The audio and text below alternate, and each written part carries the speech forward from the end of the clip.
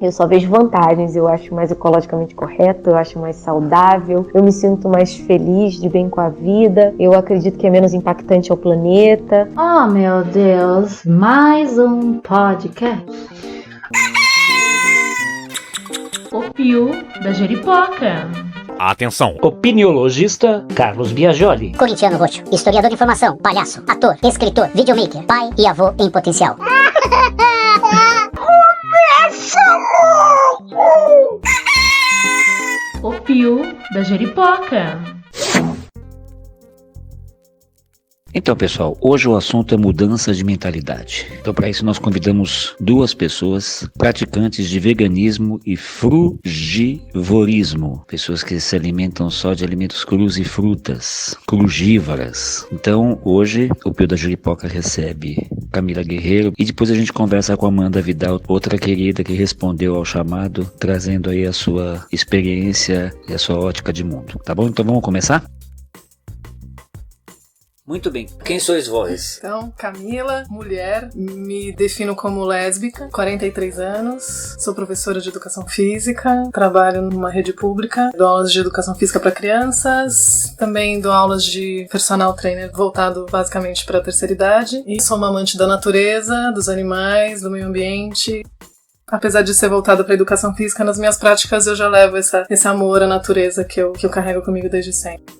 Eu fui ao oráculo da nossa sociedade, ou seja, ao Google, né? E perguntei qual é o significado de veganismo. Diz ele: veganismo é uma forma de viver que busca excluir, na medida do possível e do praticável, todas as formas de exploração e de crueldade contra animais, seja para alimentação, para vestuário ou para qualquer outra finalidade. Aí eu fui lá e perguntei qual é a origem do veganismo, né? Aí ele disse: o termo vegano, traduzido para o português, foi criado em 1944 por um britânico, Ronald Watson, e desde então transformou-se em um movimento político, ético e de estilo de vida, ganhando muitos adeptos no calor das revoluções contraculturais da década de 60. Sempre lembrando aos ouvintos e ouvintas e ouvintes que nenhum de nós dois é dono da verdade, nenhum de nós tem nem sequer a pretensão de sê-lo. O Pio da Jeripoca. O veganismo, ele é um estilo de vida, é muito mais do que uma dieta alimentar, uma melhora da sua saúde, estética, ela é a união mesmo de valores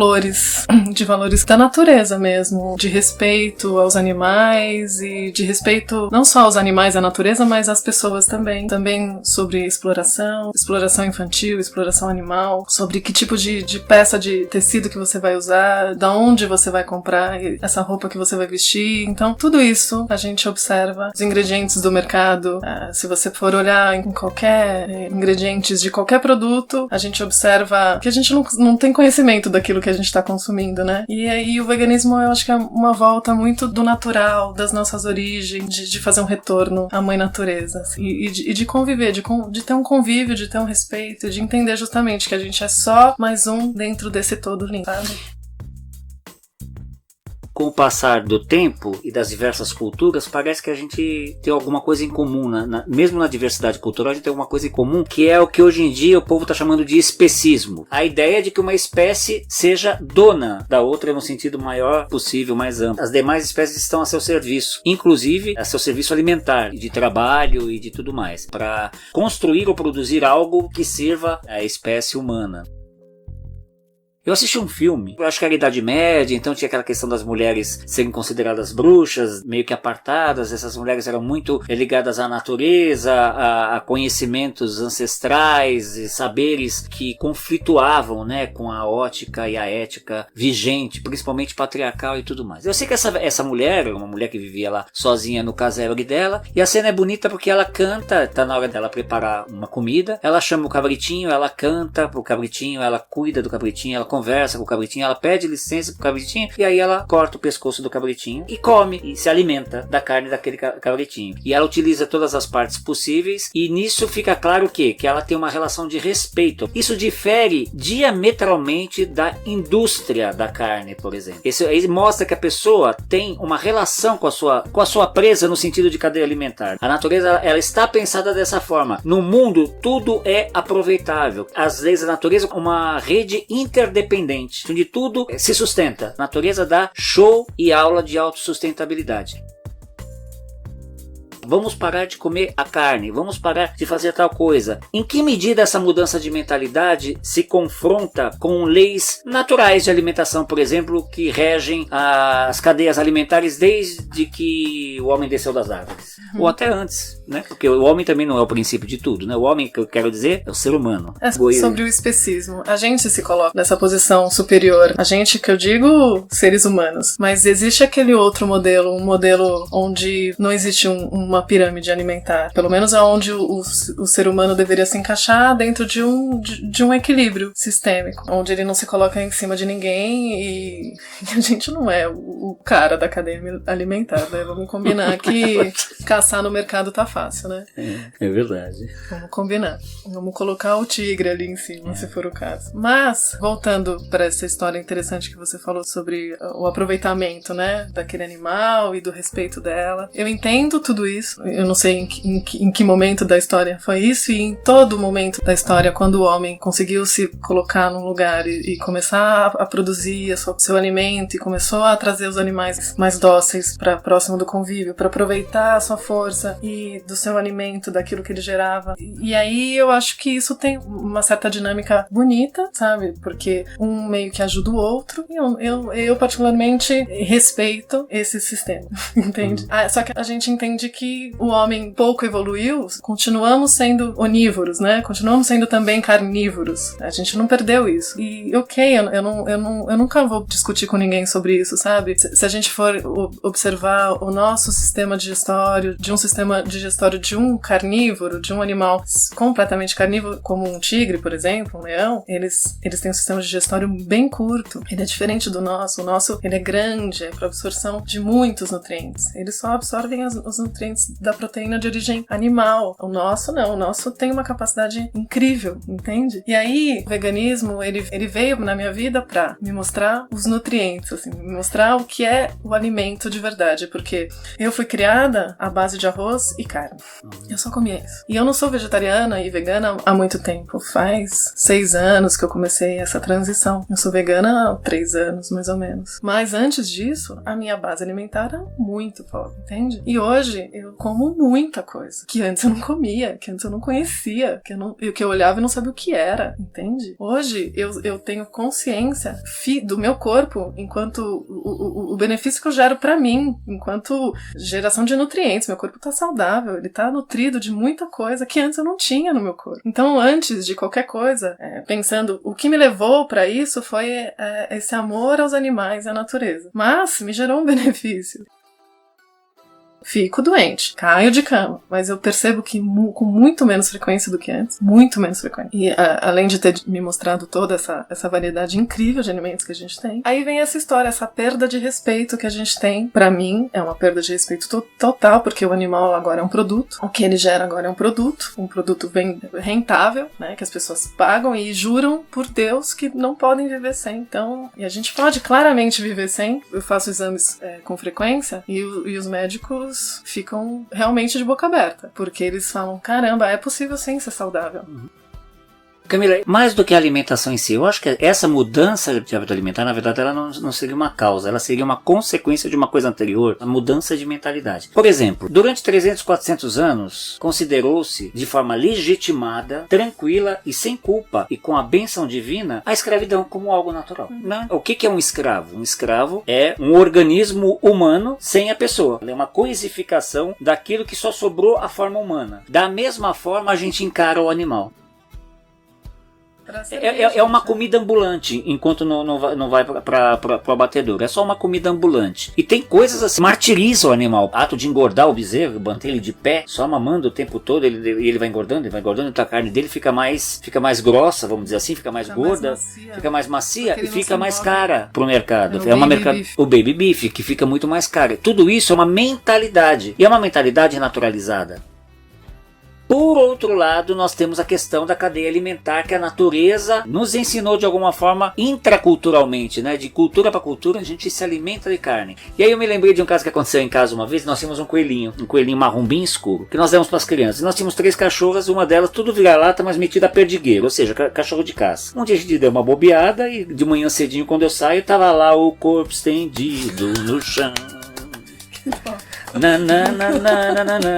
Aí a gente viu aquele bichinho com um ovo branco bem aqui na lateral do corpo dele. O que era? Aquilo lá era um monte de vermes, né? Bichos, bactérias, coisa de defunto, né?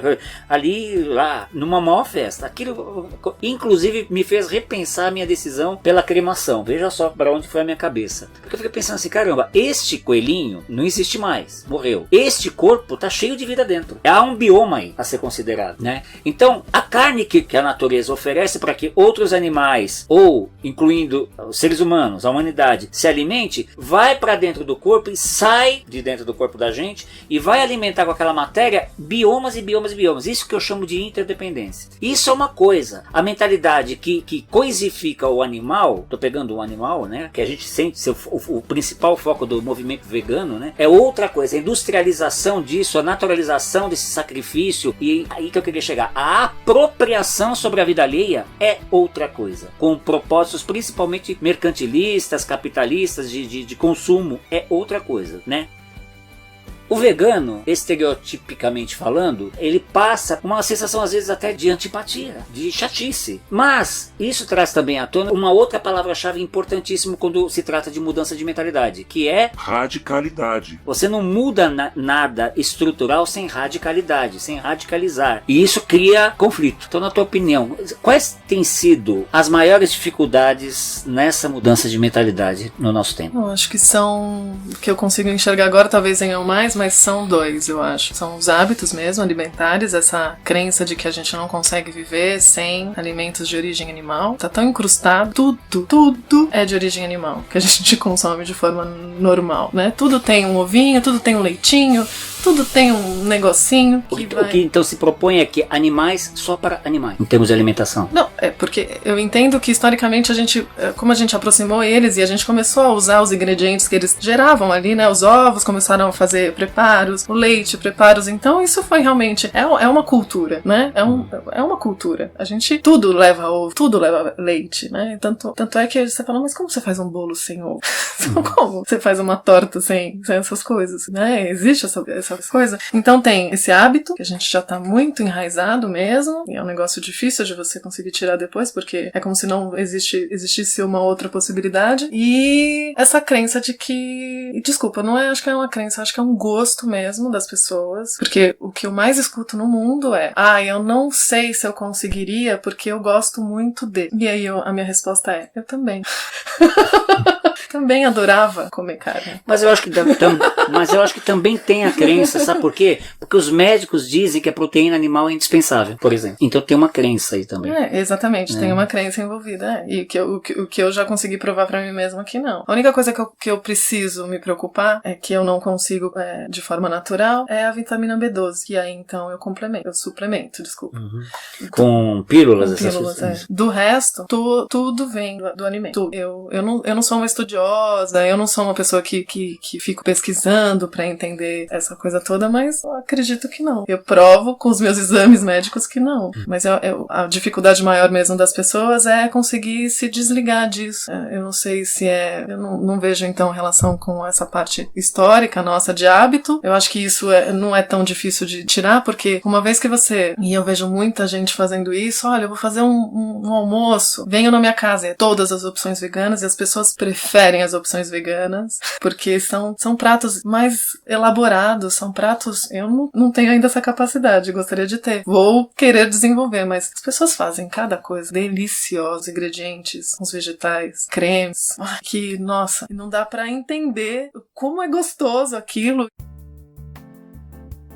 Eu já percebo, por exemplo, muita diferença na gordura do meu alimento. Eu acho o alimento até mais bonito de ver. Ele é mais verdadeiro, sabe? Ele não tem todo aquele rococó, aquele açúcar todo pra deixar o negócio mais gostoso, assim. Mas eu acho que é mais isso, é o gosto. Nós, brasileiros, a gente é criado com churrasco. A gente acredita que o leite é fundamental pro desenvolvimento dos ossos. Mas você concorda que isso aí não é gratuito? Isso é legitimado pelas autoridades vigentes? Absolutamente. A história do leite... conta-se que foi a indústria que falou, meu Deus, vamos falar que é fundamental, porque os leites estão aqui e a gente não tá conseguindo. Então fizeram estudos, assim. E talvez também a questão da maternidade, leite liga a amamentação. Gente, tô supondo, tá? Tô aqui pensando junto. Eu vou tentando conectar com a questão cultural, né? Essa mudança proposta pelo veganismo também é algo que vai abalar muito o Bangu. Você diz que você se alimenta muito bem, né?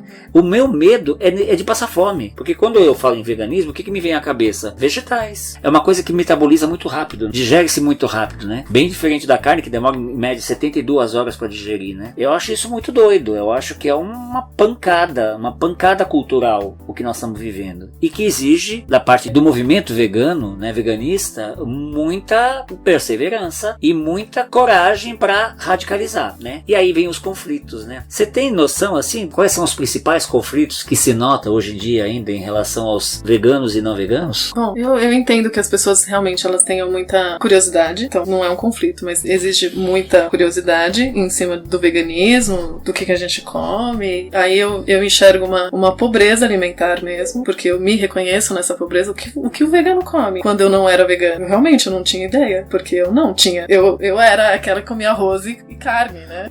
O que é o arroz, feijão com bife fritas do vegano? A gente passa feliz e bem com arroz e feijão. Basicamente já supre as necessidades essenciais diárias. Tem carboidrato. Tem tudo ali que você precisa. Se eu for pra qualquer lugar, eu tenho uma preocupação muito grande, o que eu vou comer. Mas se tiver arroz e feijão, eu tô resolvida. Você leva marmita? Eu levo. E fico com um pouco de vergonha quando eu tiro a minha marmita e vou almoçar com meus colegas, porque eu olho pra marmita das minhas colegas e eu falo, você não tampa o meu buraco do dente. Então, pra eu me sustentar, tenho que comer muito mesmo. Como 2 marmitas, então, quando eu levo. Eu como muito. E quais seriam os complementos, além do arroz e feijão? Os complementos considerados até básicos? As pessoas fazem coisas incríveis. Basicamente, o que eu procuro fazer é variar. Variar muito no que eu vou comer durante a minha semana. Variar também nas leguminosas que eu vou escolher. Então, vai ser feijão essa semana, outra semana vai ser lentilha, outra semana vai ser grão de bico, outra semana vai ser outro tipo de feijão, não só carioquinha. Carioquinha é o que eu menos como. Depois que eu entendi que não era só o carioquinha que existia, quando eu fui apresentada pro feijão preto, eu viciei. Era só o feijão preto que eu queria. E agora eu tenho descoberto outros feijões que eu não sabia, sabe? E aí a gente varia muito nos legumes. Então eu procuro comer muito mandioquinha, muita abobrinha, muito chuchu, muito de tudo que berinjela eu como muito. E aí a cenoura. E aí a gente vai procurando. A gente faz falafel. Eu tenho feito falafel, eu tenho feito pães variados com mandioquinha, com inhame. Agora eu tenho feito leites em casa. Dá pra fazer sem uma máquina, dá pra fazer com o voal, dá pra fazer sem voal, dá pra fazer com liquidificador, leites vegetais. Ok, então agora a gente dá uma parada aqui na nossa conversa com a Camila Guerreiro para conhecer uma outra visão que na verdade se complementa, se suplementa, que traz a ideia de que também nós podemos viver só de crus ou só de frutas. Então, tá bom? Amanda, quem sois vós? Meu nome é Amanda Vidal, eu tenho 34 anos. Eu sou nascida e criada na cidade do Rio de Janeiro, capital, mas já morei alguns anos em Juiz de Fora, Minas Gerais, e atualmente moro em Lumiar, Nova Friburgo, Serra do Rio de Janeiro, lugar de mata, cachoeira e coisas maravilhosas. Eu sou bióloga de formação, sou mestre em biologia marinha, minha especialização são tartarugas marinhas e eu tenho um projeto de conservação de tartarugas marinhas com algumas pessoas e eu trabalho com arte e educação ambiental. Além disso, eu sou cantora, sou professora de canto e também trabalho com musicalização infantil e recreação infantil. E além disso tudo, eu também sou ecochef, trabalhando com culinária saudável, vegana e ética. E eu sempre me importei muito com a causa animal, com as condições em que o planeta está, com a minha saúde. Isso tudo me levou a estar onde eu estou agora, que é o frugivorismo. Eu virei vegetariana aos 11 anos de idade, por escolha própria. Virei vegana há uns 6 anos atrás. E eu sou frugívora há 3 anos e meio, quase 4 anos. O frugívoro, ele come verduras, frutas, majoritariamente, algumas poucas sementes e legumes crus. Então essa sou eu.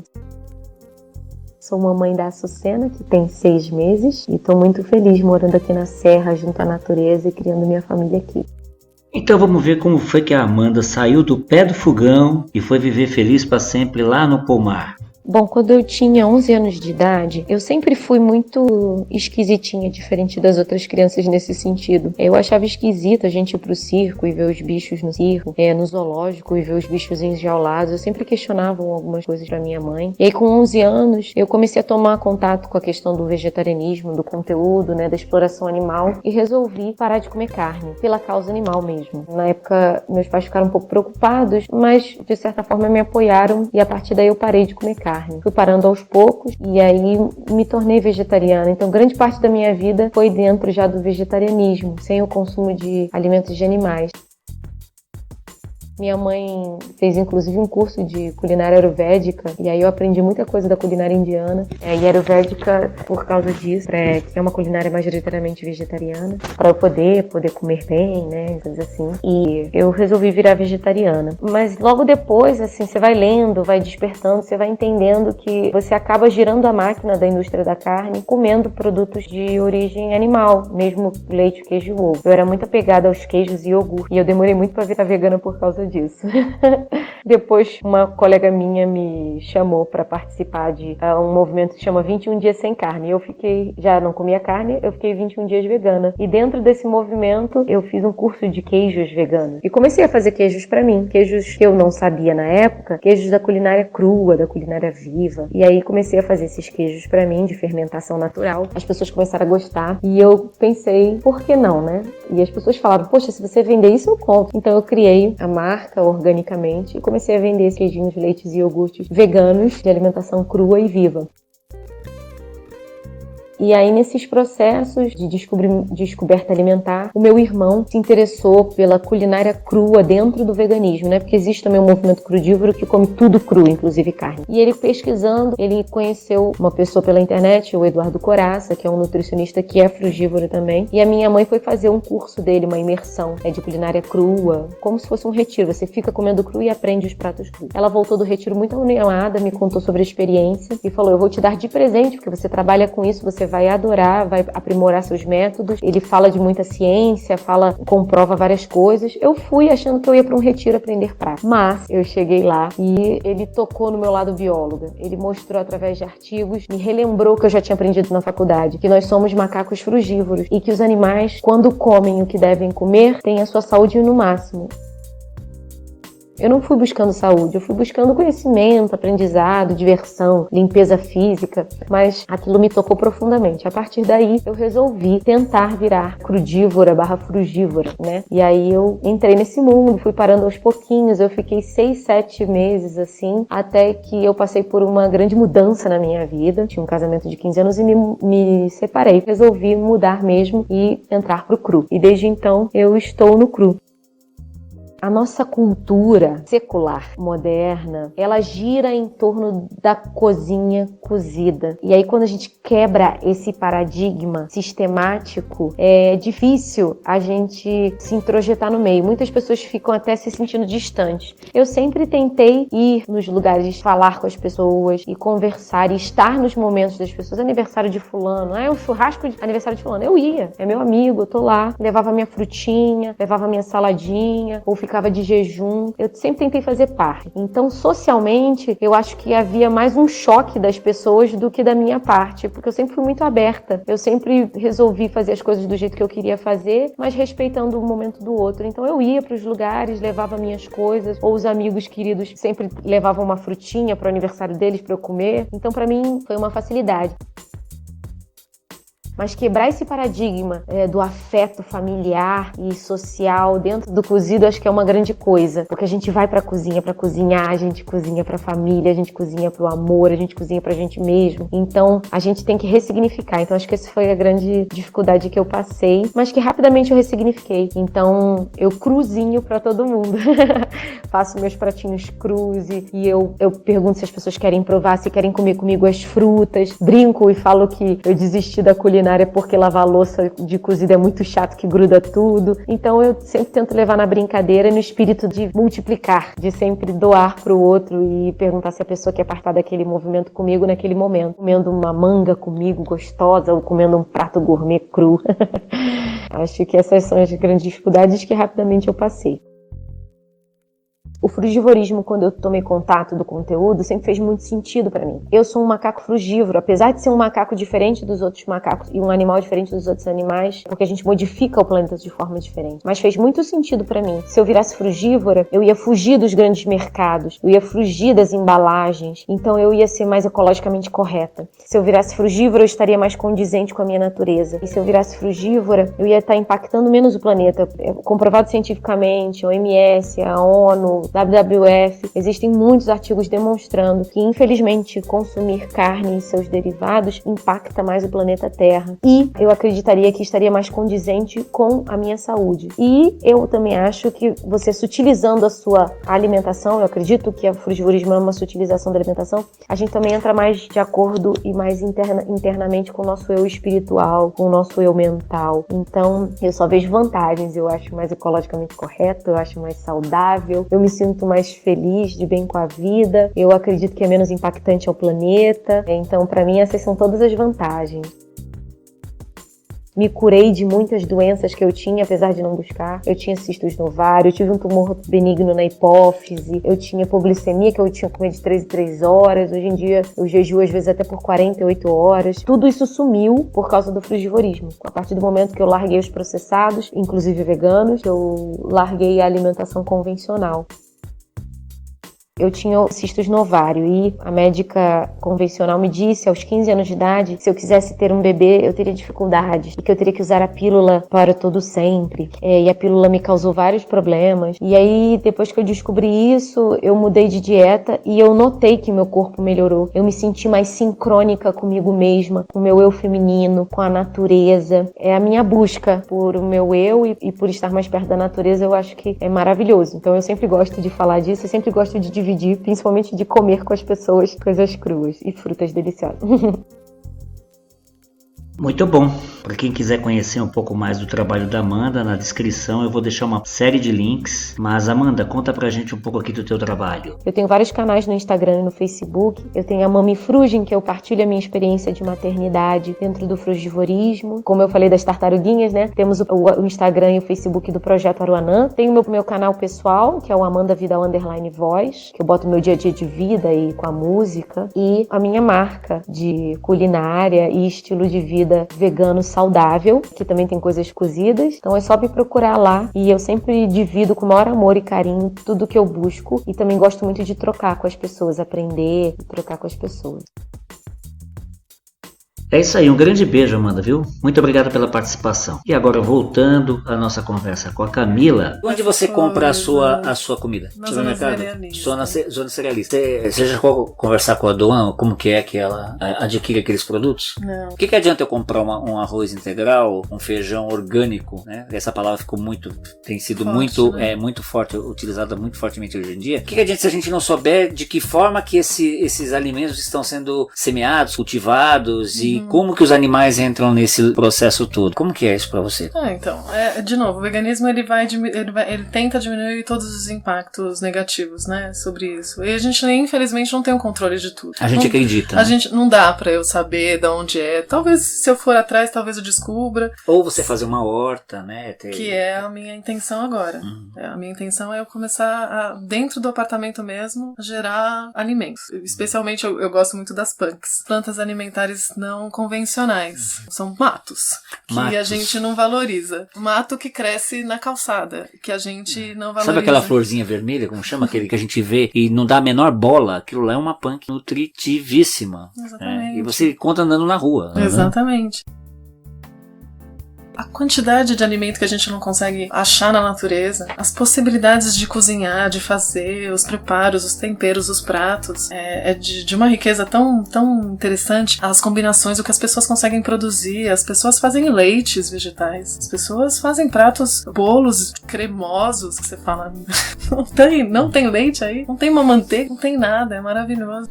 A ideia do veganismo, diferente do que é o vegetarianismo estrito, que a preocupação é só com a questão alimentar, o veganismo é essa coisa moral mesmo, dos valores e dessa busca pelo que é o que deveria ser o ideal. Então, se, por exemplo, eu tenho essa facilidade de isso aqui tem exploração animal, isso aqui tem exploração infantil, eu simplesmente paro de consumir. Que foi o caso do chocolate na minha vida. Eu não consegui zerar ainda, mas eu comi uma barra por semana, a minha barra durou 6 meses, entende?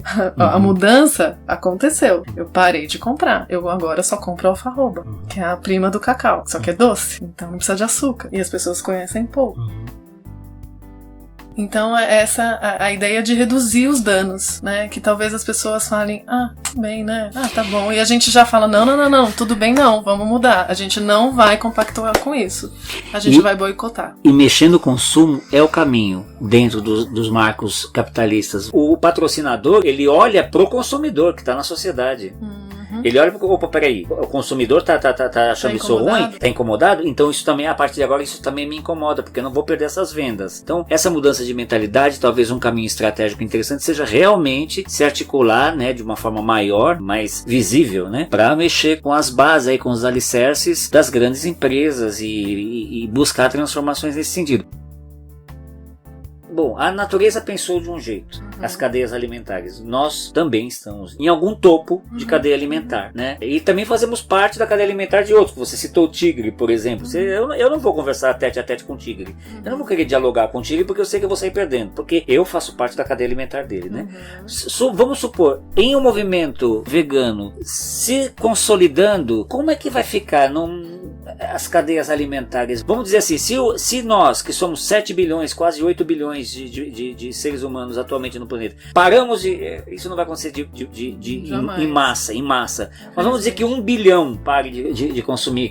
Coisa linda que seria, né? Mas eu pergunto, como é que fica as cadeias alimentares? Bom, primeiro que a gente não consome os animais que estão, a maioria, né? Não consome os animais que estão na floresta. A gente consome os animais que estão na pecuária. Eles iam ter que começar a se rever o que eles já estão fazendo. Porque, por exemplo, a gente já tem notícias de fabricantes de leite mudando para leites vegetais, porque talvez seja mais rentável, porque talvez seja mais fácil de manipular. As pessoas não são felizes quando elas precisam matar outros seres vivos, né? A gente só aceita algumas coisas, algumas pessoas, porque elas não veem algumas coisas, né? Porque eu acho que se vissem, talvez elas começassem a repensar. Então tem charges, por exemplo, tipo, vai matar um animal, tipo, não, aqui não, vai cada vez mais longe. Aqui agora eu já não tô vendo, agora pode. Então... Quando a minha segunda filha era pequenininha, no interior de São Paulo, os primos levaram a gente para conhecer uma granja industrial, granja de média e grande escala. E aí a minha filha tinha o quê? Acho que uns 4, 5, 6 anos, uns 5 anos no máximo. Virou pra mãe, que é vegetariana, né? A mãe falou assim, mãe, mas peraí, eu não tô entendendo. Aí a mãe explicou o que era aquilo, como que os pintinhos que estavam ali cresciam, viravam franguinho. Qual era a história toda? Contou do começo ao fim. Ela ficou branca, muda, ela me olhou e falou assim, Mãe, eu tenho que avisar isso na escola, eles não estão sabendo disso. Que linda. E nunca mais comeu carne. Nenhuma, de nenhuma cor, né? E a pergunta que eu te fiz sobre essa questão das cadeias alimentares, eu mesmo já tenho uma resposta. Se isso acontecer, se 1 bilhão de seres humanos pararem de comer carne, fica tranquilo, a natureza se resolve. Como vem se resolvendo até agora. Inclusive desde antes do ser humano aparecer nela. Darwin já mostrou isso. Que as coisas, a natureza vai se adaptando e vai se adaptando. A natureza está sendo destruída para se servir de pasto, gente. Exatamente, mas assim que a situação chegar num nível insustentável, o próprio sistema é como se fosse o cachorro que cansa e dá aquela sacolejada e joga a pulga para longe, sabe? Essa imagem. O próprio sistema, ele se reorganiza, algum cataclisma há de acontecer, alguma coisa no próprio organismo do planeta há de recolocar as coisas no lugar, porque não é possível que a gente seja mais que o planeta, que um sistema do tamanho do planeta. A gente, na verdade, a gente fica com cabeça de internet pensando que o mundo é pequeno, mas o mundo é muito grande, é extremamente grande. Estou falando em espaço geográfico, estou falando de coisa concreta. Claro. É muito grande para ser jogado no lixo dessa forma por uma determinada humanidade. Vai sacolejar, alguma coisa vai acontecer. Então a natureza há de se organizar se o ser humano decidir dar esse passo, como ele deu quando desceu da árvore. No próprio físico do ser humano começou a diminuir os dentes, ganhou-se mais um dedo, ou o dedo encurtou porque não tinha mais necessidade. Isso é a natureza que faz, né? Então, para quem pensa como eu penso, e fiz a pergunta para nossa convidada de hoje, como que ficariam as cadeias alimentares? Acho que ficariam bem, ficariam renovadas e teríamos aí um ar mais limpo, né? Eu penso assim.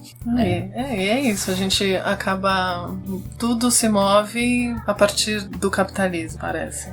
Os valores estão muito, a gente perdeu muito o que é realmente valoroso, né? Contato com o simples. Eu lembro claramente de um relato do Cortella, do Mário Sérgio Cortella, que ele fala da família dele fazendo a pamonha, do tempo que demora pra fazer a pamonha, e não só desse tempo que demora, mas dessa relação familiar que existia antes, que se perdeu porque o homem da pamonha passa na frente da sua casa e você compra. A gente mudou tanto as nossas relações que a gente perdeu a nossa essência. Eu acho que o veganismo é um pouco isso, é voltar pra dentro, é entender o que você precisa, é não explorar o outro, é ter respeito, é entender o que é só essencial mesmo e não é essencial. Eu acho muito bonita essa definição, porque nós somos carnívoros, ok, eu não vou discutir sobre isso, sabe? Mas ninguém precisa parar de comer carne, mas seria bom ser, sabe? E, de novo, vou usar o exemplo dos índios. Eles não consomem carne todos os dias. Eles saem pra caçar, aquela coisa toda, mas a gente sabe que não é a base alimentar deles. Aquilo ali é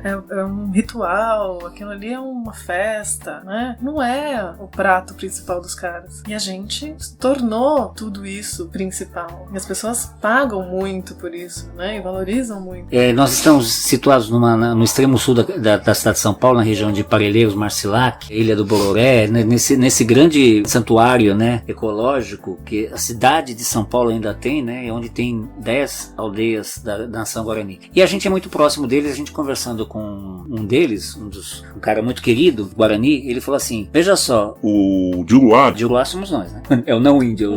O Juruá chega aqui e vê a gente sentado ao redor do fogo, e essas mulheres tiram um piolho da cabeça das crianças o tempo todo. E aí Juruá balança a cabeça. O que nós estamos fazendo é uma coisa muito, para nós, muito importante, porque primeiro nós estamos tirando os piolhos, porque piolho existe, então nós estamos tirando, existe uma noção de higiene da gente, mas mais do que isso, durante aquele momento em que nós estamos ali sentados, nós estamos conversando, nossos conflitos estão sendo resolvidos, familiares, entre amigos, e conflitos que podem virar coisas sérias estão sendo resolvidos. Então não adianta Juruá chegar aqui com um remédio trazido da farmácia, porque a gente não vai usar, a gente vai agradecer, vai guardar no armário e vai voltar a sentar um do lado do outro e catar os piolhos, porque tem uma coisa chamada socialização. Então é uma mudança de mentalidade. Camila, eu sou extremamente agradecido, acho que o nosso papo foi muito além da expectativa que eu já tinha, porque falar de mudança de mentalidade é um assunto inesgotável. A gente faz parte desse processo de mudança de mentalidade. Então, eu espero que o nosso papo coloque muitas pulgas atrás de muitas orelhas, né? Para que a gente pelo menos questione realmente se a gente não consegue se alimentar de uma outra forma. De qualquer forma, nós estamos num processo de mudança de mentalidade, né? E que é lento mesmo, mas que está em curso. Eu acredito eu que seja essa uma realidade.